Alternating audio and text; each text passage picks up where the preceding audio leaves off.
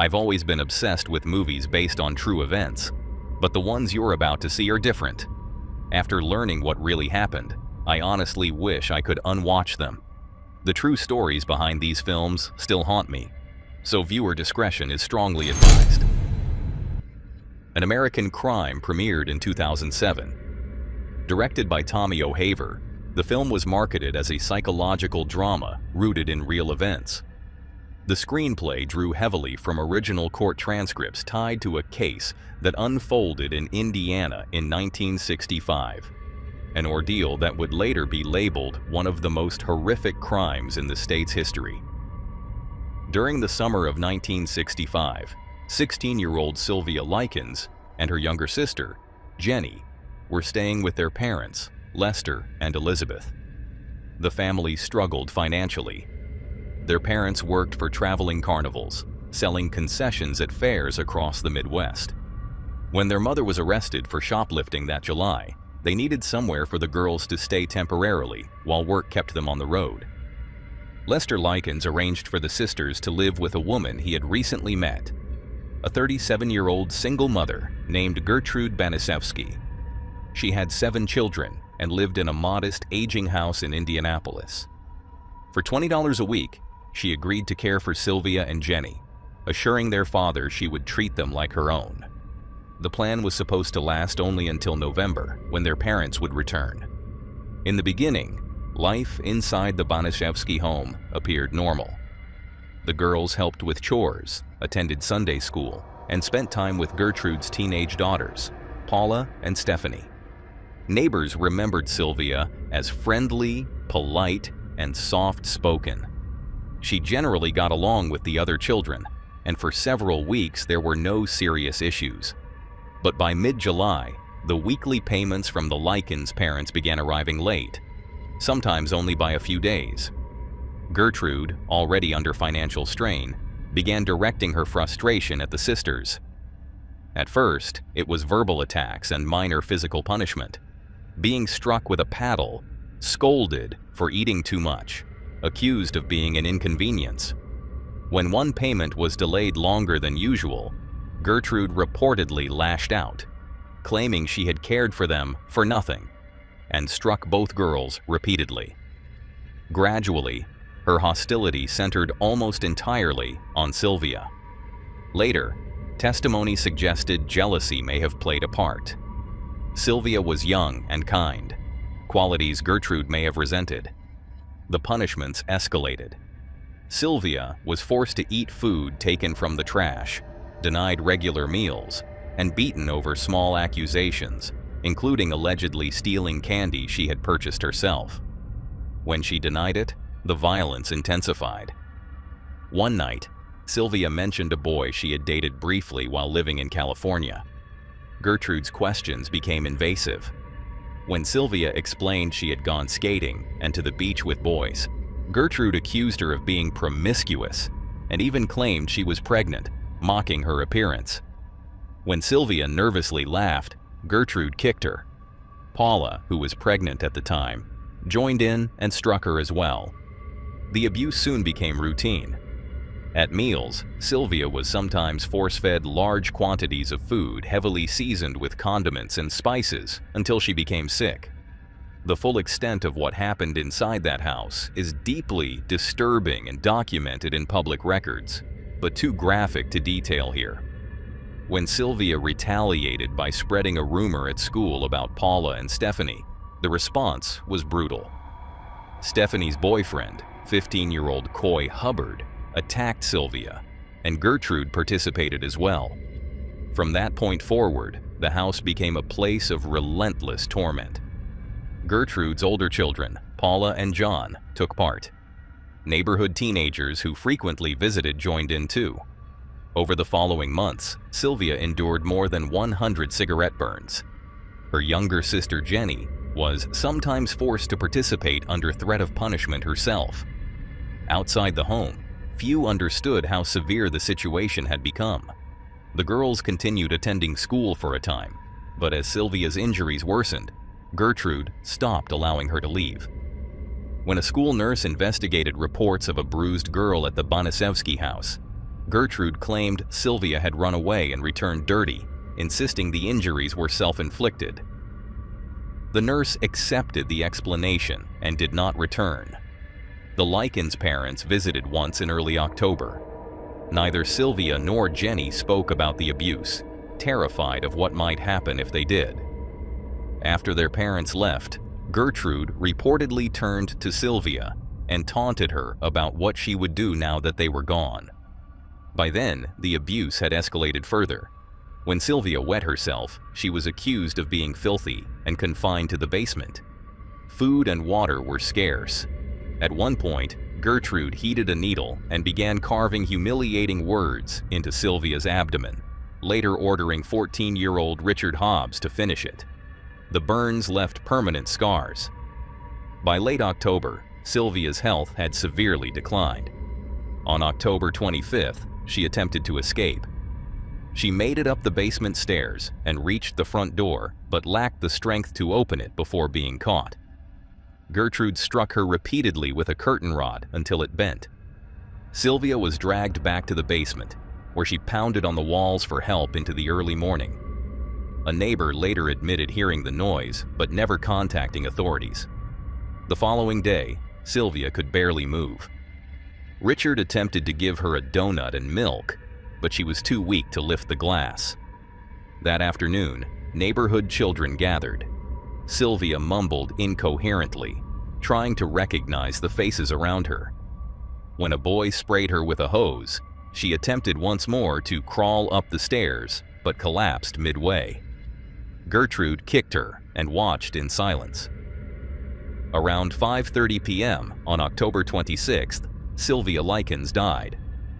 When police arrived that evening, Gertrude attempted to stage the scene. She showed officers Sylvia's body and handed them a note she had forced the girl to write, claiming she had been attacked by a group of boys. But the injuries told another story. An officer noticed Jenny standing nearby and asked what had happened. Jenny quietly replied that if they removed her from the house, she would explain everything. Arrests followed within hours. Gertrude, Paula, Stephanie, and John Banaszewski, along with Coy Hubbard and Richard Hobbs, were taken into custody. Other neighborhood children were questioned and later testified. During interrogation, Richard attempted to shift blame, claiming Paula had inflicted much of the harm. Never beat that girl, never. She was beat up on by other girls. In fact, my own daughter stopped her in the jaw and broke her wrist. And so, I mean, there you go. And girls around the neighborhood beat her up, bloodied her nose. One girl broke her nose, in fact, I think. The younger children confirmed the abuse had continued for months. The trial began in April 1966. After 17 days, Gertrude Banaszewski was convicted of first-degree murder and sentenced to life in prison. Paula was found guilty of second-degree murder. Coy Hubbard, Richard Hobbs, and John Banaszewski Jr. were convicted of manslaughter and served less than 2 years. While incarcerated, Gertrude became religious, preaching morality behind prison walls. She was paroled in 1985 after nearly 2 decades and moved to Iowa, where she lived quietly until dying of lung cancer in 1990. She never fully accepted responsibility, later claiming she remembered little of the events and had been medicated at the time. If you turn Gertrude Banaszewski loose, you might as well put me in prison, because I would be in prison in my own home, afraid to go anywhere by myself again. Banaszewski told the parole board she's a born-again Christian. She burst into tears when asked to talk about her crime. I can't do it, and I'm sorry. That's all I can say. And I ask him to forgive me. That's all I can tell you. Once again, the board voted 3-2 to let Banaszewski go. The bottom line, you cannot bring someone who is dead and gone back to life. And I wouldn't be a member of this board if I didn't believe people could change.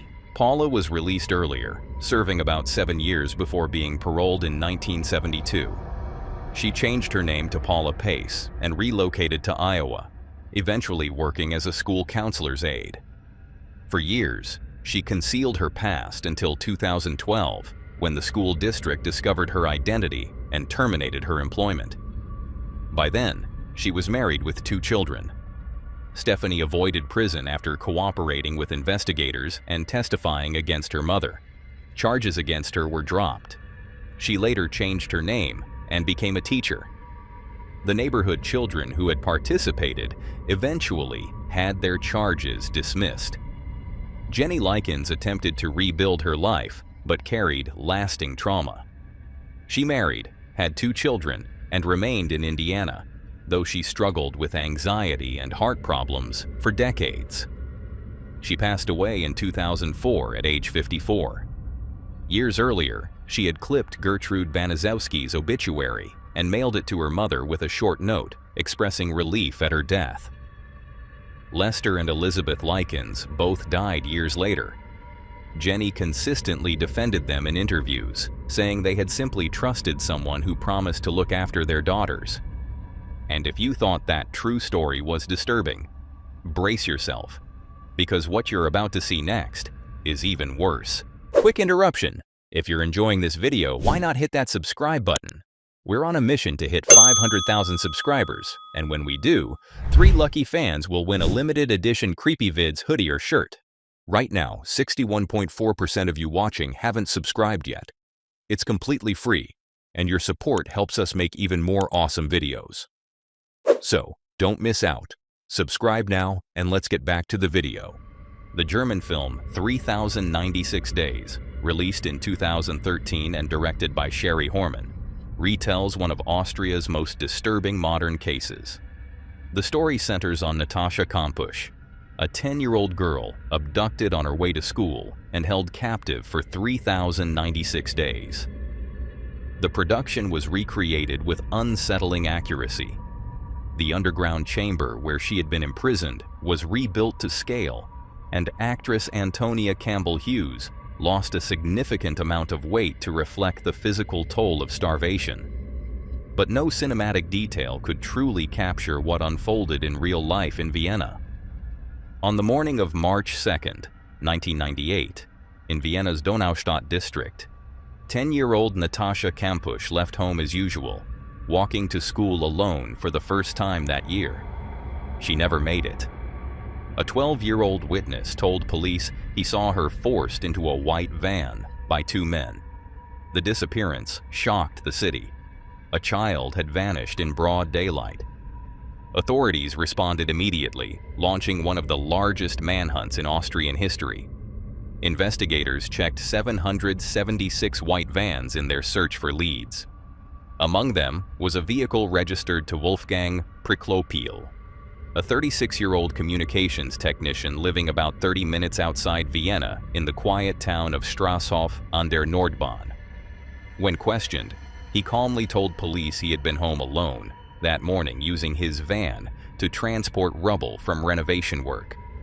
His explanation seemed reasonable. Officers accepted it and moved on. That single missed opportunity would cost Natasha 8 more years of captivity. What investigators did not know was that she was hidden in Lower Austria, beneath the garage of an ordinary home. Behind a cupboard concealed a steel door leading to a cellar, roughly 8 square meters in size, about as large as a small walk-in closet. There were no windows, and the space was soundproof. Access required opening a trap door in the garage, descending narrow steps, and crawling through a hidden steel hatch. For the first 6 months, Natasha was not permitted to leave the underground room at all. Inside, there was a small bed, a toilet, and a few shelves. Nothing more. Fritzl told her the outside world was dangerous, that people were searching for her, that her family had given up on her. Over time, he allowed her upstairs during the day, but she was always sent back underground at night or whenever he left for work. This became her life for years. Daylight above ground in silence. Nights returned to darkness. She was constantly warned that any escape attempt would mean death. Fritzl controlled every detail. He provided books and study materials, telling her she should be thankful. He brought a television and radio, but filtered what she could hear, allowing only foreign broadcasts or recorded programs, so she would not realize how extensive the search for her had been.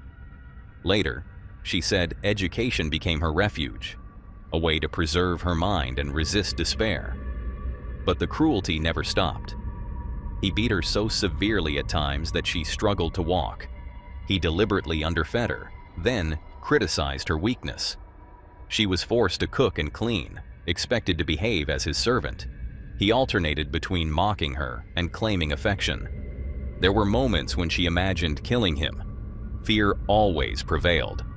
Fritzl warned her that the house was wired with explosives and that any attempt to escape would end not only her life, but those of her family and neighbors. On the rare occasions she was seen outside, she appeared calm and obedient. A business associate of Fritzl later recalled seeing her in the garden and believing she looked relaxed, unaware of who she truly was. Years passed. Natasha grew from a child into a teenager in captivity. After turning 18, Fritzl began taking her on brief outings, insisting she pretend to be a relative. They even went skiing near Vienna. People saw them together, but suspected nothing. She later admitted that even then, no clear chance to escape presented itself. She was constantly monitored. Still, she was waiting. On August 23, 2006, after 3,096 days, an opening finally appeared. That afternoon, Fritzl asked her to vacuum his white van in the garden.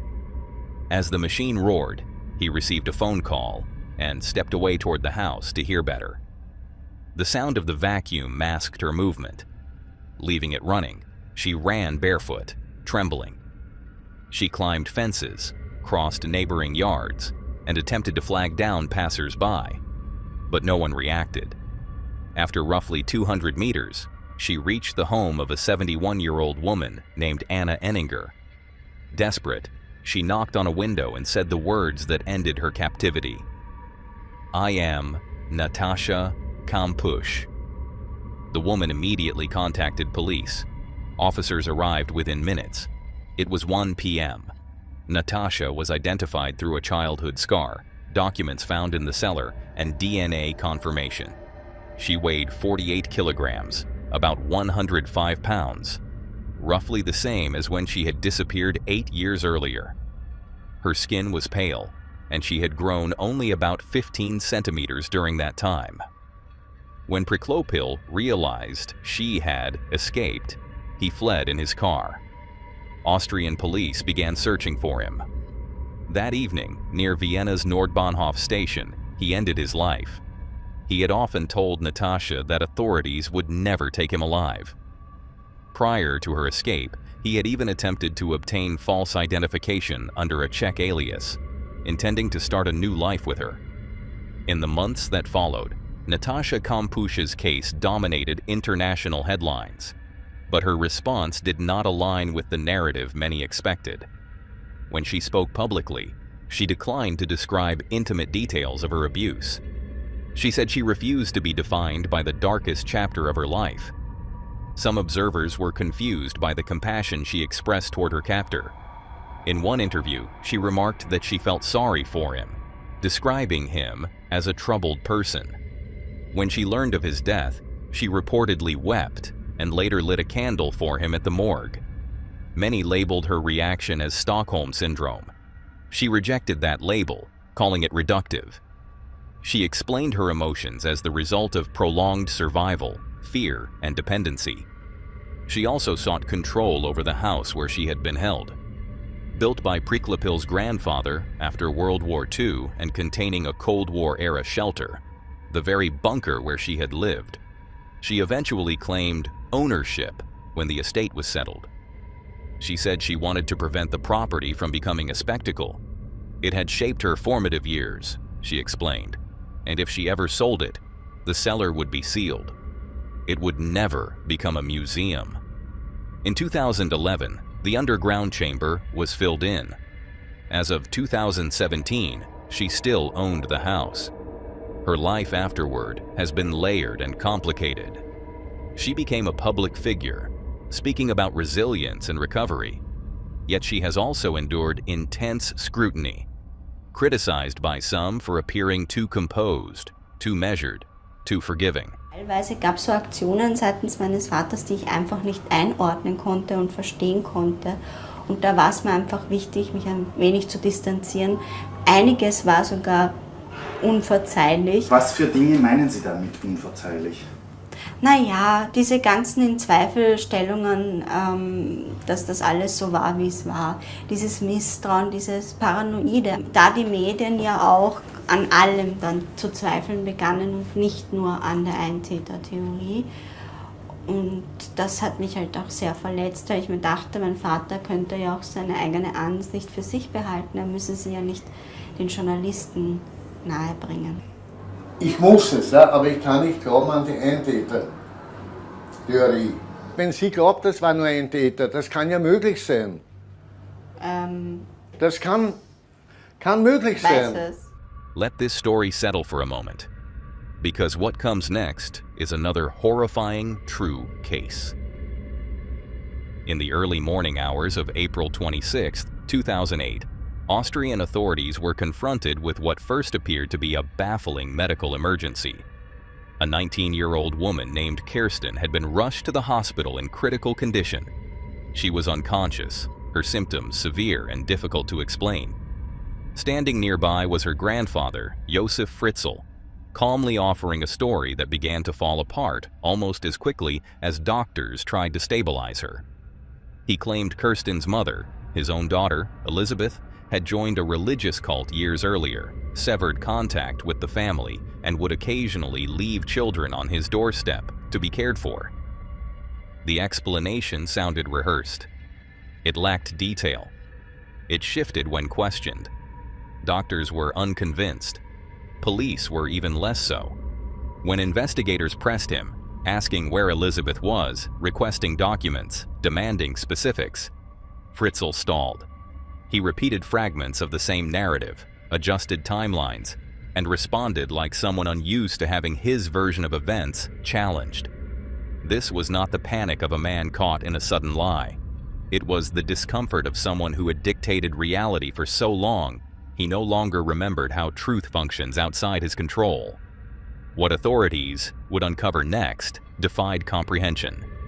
For 24 years, since August 28, 1984, Elizabeth had been living beneath the very house where police now stood. She was not part of a cult. She had not disappeared voluntarily. She had been confined in a hidden underground structure that Fritzl himself had designed, expanded, and maintained with meticulous planning. The preparation was disturbingly elaborate. Reinforced doors, electronic locking systems, ventilation mechanisms, structural alterations completed without attracting suspicion. The entrance was concealed behind shelving in a basement workshop, hidden among tools and everyday clutter. It was camouflage built from ordinary domestic life. Nothing about it appeared remarkable to anyone passing by. To reach the chamber, investigators followed Fritzl through a sequence of locked areas. One door, then another, narrow corridors, storage spaces, barriers stacked upon barriers. Each step felt increasingly unreal. When the final door opened, the atmosphere changed. They had not entered a makeshift prison in the way one might imagine. They had entered a constructed world. Inside, Elizabeth lived with 3 of her children. Children who had been born underground and had never experienced sunlight. There were beds, a small kitchenette, a bathroom. Decorations marked birthdays and holidays. Someone had attempted to simulate normal family life in a space where normality could never truly exist. The walls showed signs of gradual expansion. Concrete chipped away year after year, as though additional space had to be earned through effort. One of the boys had grown so tall that the low ceiling forced him to walk slightly bent. When the limits of your environment shape your posture, they do more than confine your body. They begin to shape your identity. Above ground, other children had been raised by Fritzl and his wife. These children were legally registered through documentation supported by letters supposedly written by Elizabeth. The letters were carefully phrased, structured to suggest independence, while avoiding details that could be verified. In hindsight, They read less like voluntary correspondence and more like messages crafted under supervision. Authorities accepted them. Social services processed paperwork. Foster arrangements were formalized. No one questioned why a woman who had supposedly cut ties with her family would repeatedly return only long enough to leave infants behind, then vanish again without being seen. The official explanation was easier to accept than the alternative. Over the years, neighbors occasionally reported strange noises from the basement. Fritzl dismissed them as plumbing issues. People accepted that answer. Some even rented rooms in the house. They lived beside something unimaginable because the human mind instinctively rejects possibilities that feel too grotesque to entertain. Fritzl did not conceal the truth through genius. He concealed it through boldness. Once Elizabeth was freed, the narrative he had constructed for nearly a quarter of a century unraveled within days. DNA evidence dismantled every fabricated detail. His explanations shifted from logistics to distorted psychology. He described the underground existence in terms of routines and structure, as though order could neutralize what had happened. He spoke about chores and celebrations, implying that consistency equated to care. In his mind, control resembled protection. His statements revealed something chilling. He did not perceive himself as monstrous. He saw himself as necessary. During the trial, jurors were shown hours of Elizabeth's recorded testimony. The material was so overwhelming that proceedings were paused multiple times. There are limits to what people can absorb, even when the facts demand to be faced. When Elizabeth later appeared in court, disguised and silent, Fritzl saw her in a context he could no longer command. Something shifted. He changed his plea. The illusion he had built collapsed the moment he could no longer confine her existence to a space he controlled. Josef Fritzl was sentenced to life imprisonment. He now serves that sentence in a secure psychiatric facility, far removed from the structure he built beneath his own home. Elizabeth and her children were relocated, given new identities, and provided with medical and psychological support. The children who had grown up underground had to learn fundamental truths: that the sky exists, that doors can open without permission, that movement does not require fear. Their instincts had been shaped by confinement and had to be carefully relearned. Even now, the question that lingers is not solely how Fritzl carried it out. It is how it remained unseen. How one house could hold two separate realities divided only by a staircase. How a family could live above another family without ever recognizing their presence. How a society confident in its own order can fail to look beneath the surface. A television adaptation was later produced, dramatizing elements of the case. But the real story does not conclude with the opening of a door. It lingers in the uncomfortable recognition that the unimaginable can exist quietly, sometimes just below the floorboards. Now let's move on to this next disturbing story. Just relax, just relax, just go to sleep. Just relax, just relax, just go to sleep. When Jennifer's Body hit theaters in 2009, audiences weren't sure how to categorize it. The marketing framed it as a provocative teen horror centered on Megan Fox's character, a high school girl who becomes possessed after a ritual spirals out of control. Transformed into a succubus, she begins targeting and killing male classmates to sustain her supernatural power. The film's title was borrowed from the 1994 Hole song Jennifer's Body. Writer Diablo Cody never stated that the story was based on one specific real-life case. Still, over the years, speculation grew that elements of the film echoed the 1995 murder of 15-year-old Elyse Pahler, a California high school student whose case remains deeply unsettling. Elyse was described by those who knew her as imaginative, warm, and full of energy. She lived with her family in a quiet area along California's Central Coast, where life felt relatively calm and close-knit. In 1995, She attended Arroyo Grande High School, where she became acquainted with 3 teenage boys: Royce Casey, Jacob DeLashmutt, and Joseph Fiorella. The trio identified strongly with heavy metal culture. They spent much of their time listening to bands like Slayer and rehearsing in a garage where they formed their own group, Hatred. Fiorella, the youngest at just 14, had developed an intense fascination with Satanism.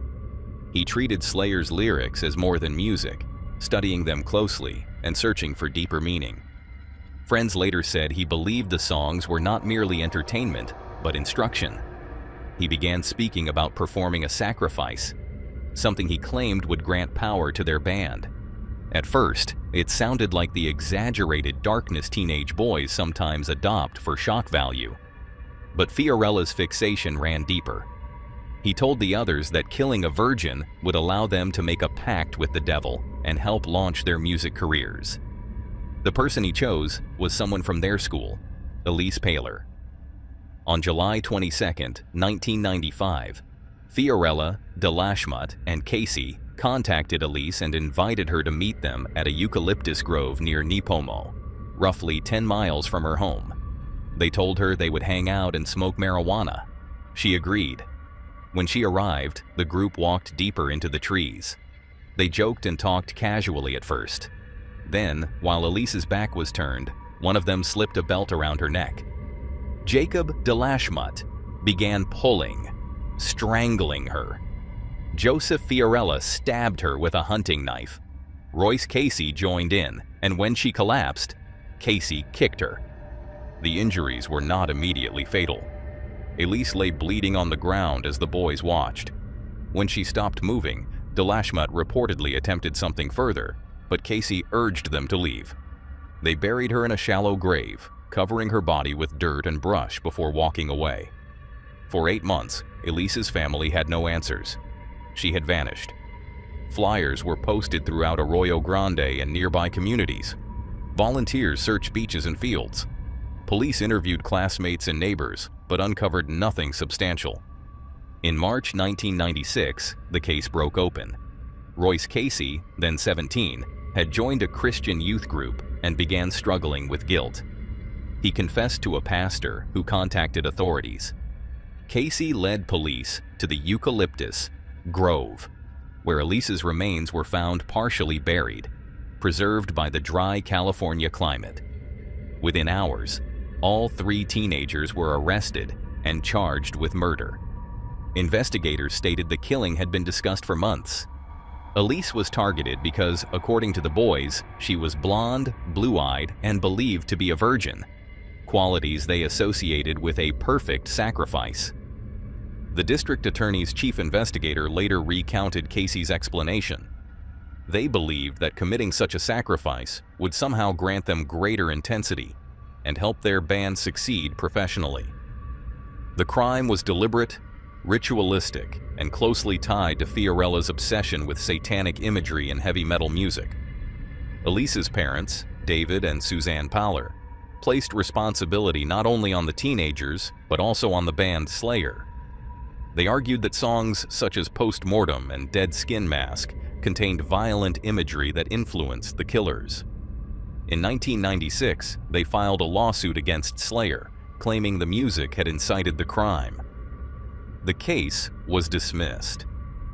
The judge ruled there was no legal basis to hold the band accountable, noting that such reasoning would extend to books and other media as well. The family filed another lawsuit, alleging the band knowingly distributed harmful material to minors. That claim was also dismissed. Later, Jacob DeLashmutt himself stated that the music was not the true cause. According to him, the murder stemmed from Fiorella's personal obsession with Elyse and his fixation on committing the act. All 3 were convicted and sentenced to 25 years to life in prison. They were teenagers at the time, Fiorella only 14, but their confessions left little doubt about what had happened. Jacob DeLashmutt served his sentence at the California Correctional Institution and was granted parole in July 2025, 3 decades after the murder. Royce Casey, who initially confessed, was held at Valley State Prison and was released in August 2025, shortly after Delashmut.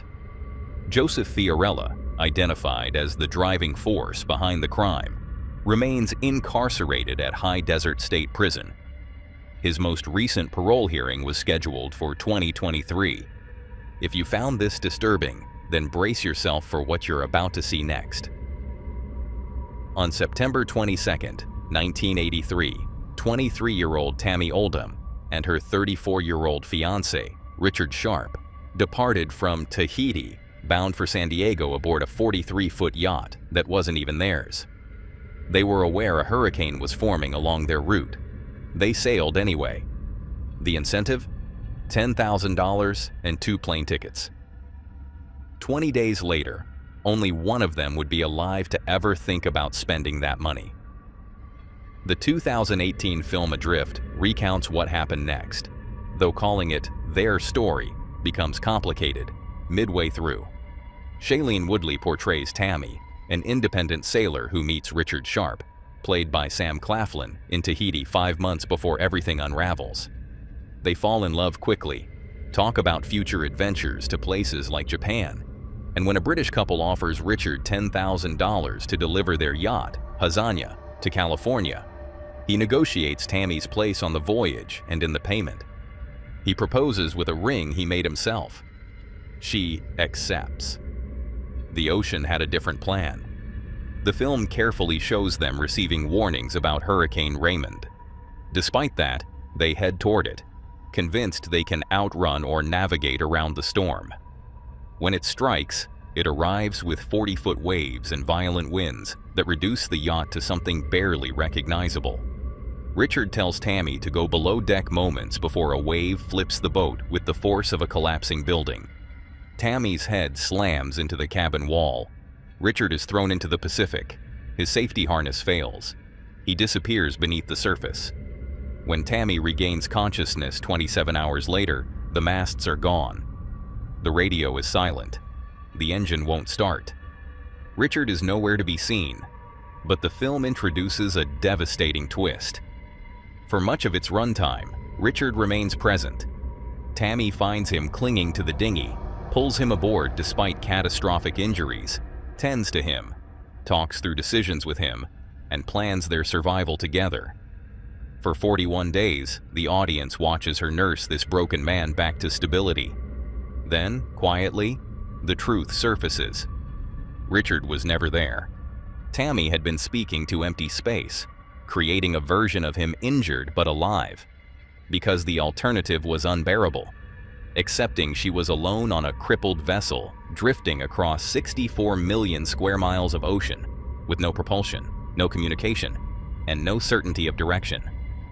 The film depicts her improvising a sail from broken spars and storm equipment, navigating by sextant and watch like a mariner centuries earlier, surviving on canned goods, and steering manually toward Hawaii.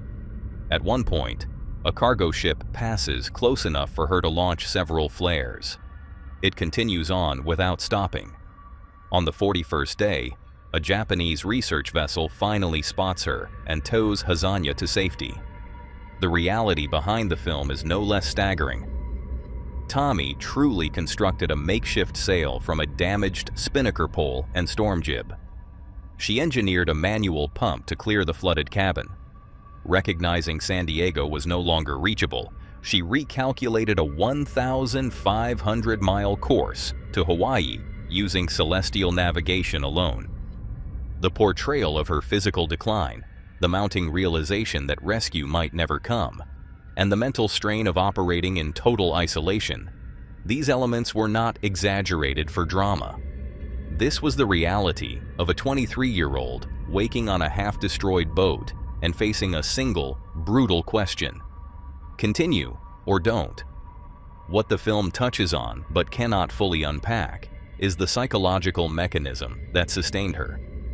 Tommy didn't merely deny Richard's absence. Her mind constructed a wounded version of him, someone who required care, who needed her decisions, who gave her a role beyond simply surviving.